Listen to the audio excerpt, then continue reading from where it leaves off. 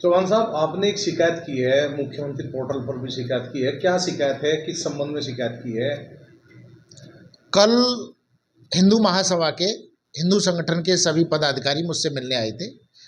उनकी मांग थी कि मुजफ्फरनगर और पश्चिमी उत्तर प्रदेश में खास तौर से फर्जी हॉस्पिटल हर गली मोहल्ले में चल रहे हैं और उन पर कोई कार्रवाई नहीं होती है।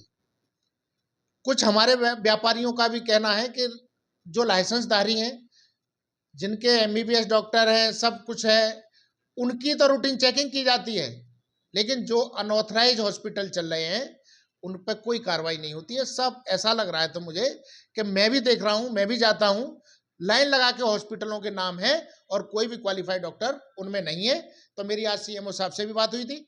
मैंने सीएमओ साहब ने पुरकाजी के लिए तो निकाल दिया है, लेकिन पूरे जनपद के लिए निकालना चाहिए। पुरकाजी कोई स्पेशल जगह है क्या भाई? अवैध मेडिकल स्टोर या अवैध हॉस्पिटल पूरे जनपद में चल रहे हैं, ना कि पुरकाजी में।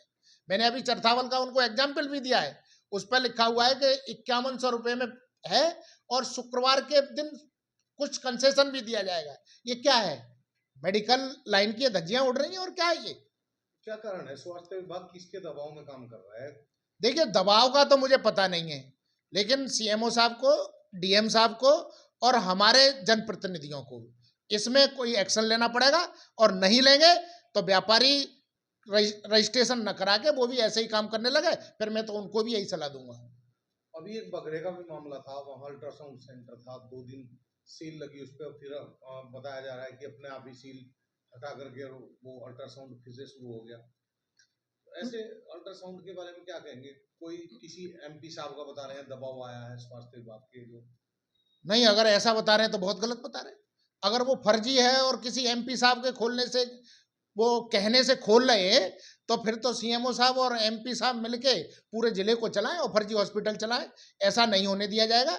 1-2 दिन में ही हम माननीय संजीव बालियान जी से भी मिल रहे हैं, कपिल देव जी से भी मिल रहे हैं, अनिल जी से भी मिल रहे हैं और ब्रजेश सिंह से भी मिल रहे हैं।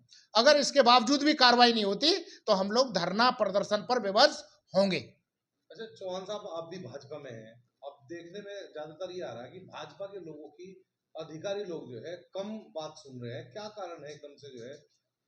देखिए, मुझे कहना नहीं चाहिए, पहली बार मैं कह रहा हूं, आप बिल्कुल सच कह रहे हैं।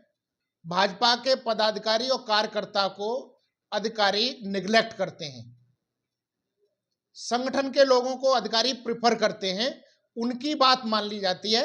मैंने भी कई मैटरों में अपने जनप्रतिनिधियों को भी अवगत कराया है, लेकिन वो भी गंभीरता से नहीं लेते हैं और कहीं ना कहीं व्यापारी और भारतीय जनता पार्टी का कार्यकर्ता आज की डेट में उदास है, निराश है।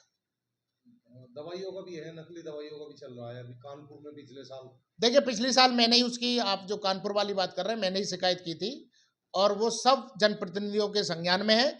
लेकिन एक मठाधीश लखनऊ में अधिकारी ऐसा बैठा हुआ है कि वो सब कुछ मैनेज कर रहा है, कोई कार्रवाई नहीं होती भाई साहब, फिर निराश होकर बैठना पड़ता है।